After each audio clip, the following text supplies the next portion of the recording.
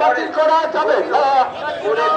BJP Trinamool নির্বাচন কমিশনের চক্রান্ত ব্যর্থ করো।